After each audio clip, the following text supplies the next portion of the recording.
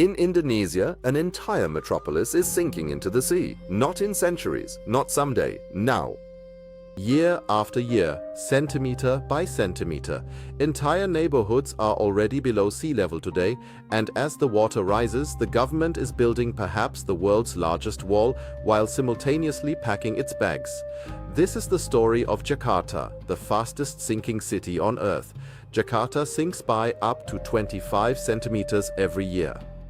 Venice sinks 1 to 2 millimeters in the same period, so Jakarta is more than 100 times faster. 40% of the city is already below sea level. By the year 2050, a large part of it could disappear into the sea. The government's response is as massive as it is desperate.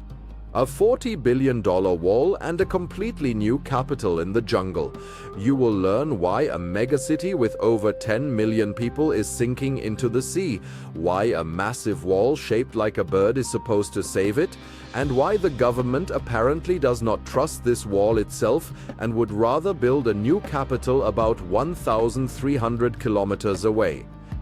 In the end, there is a question that concerns not just Jakarta, but dozens of coastal cities worldwide. Can a city even be saved from the sea, or is flight the only option left? To understand this, we must look down, deep beneath the city. Jakarta lies on a flat coastal plain at the mouth of 13 rivers. That alone makes the ground soft and vulnerable.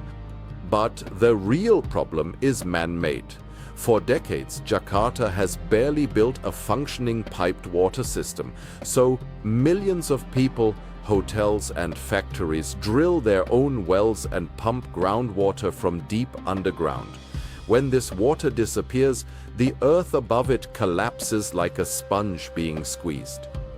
Geologists call this land subsidence, and the more skyscrapers stand on this drained soil, the more their weight pushes the city down. The result is a catastrophe in slow motion. Entire neighborhoods in the north have sunk by several meters in just a few decades. How vulnerable the city is became clear in 2007. A single major flood put half of Jakarta underwater. 76 people died, and around 500,000 became homeless. What was once the first floor is now the flooded basement. In the Muara Baru fishing district, the ground is already up to 4 meters below sea level in some places. Only dikes are still holding back the sea. The government knew this battle cannot be won with sandbags and small dikes. So, together with Dutch engineers, the world champions in the fight against water, she designed a plan of breathtaking scale. It is called the Great Garuda Wall, a massive sea wall dozens of kilometers long designed to seal off the entire Bay of Jakarta. Seen from above, the structure is shaped like the Garuda, the mythical bird that is Indonesia's national emblem. In front of it, 17 artificial islands are to rise from the sea. Estimated cost, $40 billion. The plan is brilliantly conceived. Behind the wall, the sealed-off bay is to become a huge reservoir, a freshwater storage facility that makes groundwater pumping unnecessary and thus combats the cause of the sinking. It is no coincidence that the Dutch are the ones drawing up the plan. A large part of their own country also lies below sea level. The Dutch have been holding back the sea with dikes and barriers for centuries. The wall is to be built in stages. First, the existing dikes will be reinforced, then the wall will grow far out into the sea until the bay is completely closed by around the year 2050. That is the theory. In reality, the project has been stalled for years because the wall has a problem. 13 heavily polluted rivers flow into one and the same bay. If you seal it off, a gigantic rotting basin of sewage threatens to form inside. The wall could trap the filth instead of protecting the city. And it does not protect everyone. Thousands of fishing families are losing their access to the sea. Entire villages must be relocated. Critics have long called the wall a fortress for the wealthy, while the poorest continue to stand in the water. And then something happened that reveals everything about Jakarta's situation.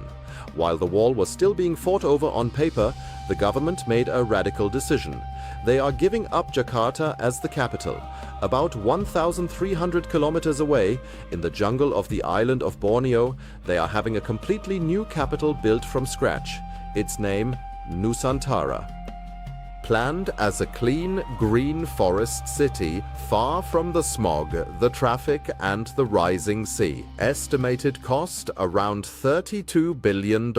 Construction began in 2022. The scale is immense. An area of around 2,560 square kilometers, carved right out of the Borneo rainforest, many times the size of a typical major city. And the centerpiece? Of all things, another Garuda. The new presidential palace is shaped like the heraldic bird with its wings spread wide. It was opened in October 2024. An entire nation is moving because its capital is sinking into the sea. Brazil once built Brasilia, Australia Canberra, but abandoning a capital because it is drowning, that is new. But even this way out is faltering. With the change of government at the end of 2024, funding collapsed. From around $2 billion in 2024, state money for Nusantara fell to just $300 million in 2026, a drop of 85%.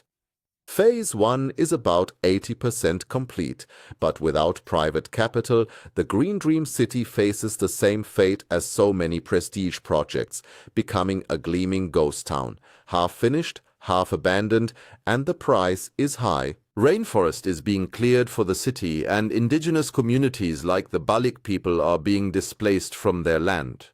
To fill the funding gap, Indonesia is now courting billions from China and the Gulf. And the 10 million people who remain in Jakarta, especially the poorest. For them, the government's move changes nothing. The water keeps rising. This brings us back to the question from the start. Can a city even be saved from the sea? Jakarta gives an uncomfortable answer. The city is fighting on two fronts at once. It is building perhaps the largest wall in the world and fleeing from that same water. And neither is certain, because the real problem is not the sea, but beneath the city, in the drained ground that cannot be reclaimed. A wall can keep the water out. It will not lift the ground back up once it has subsided. Jakarta is therefore a warning. Bangkok, Manila, Lagos, New Orleans.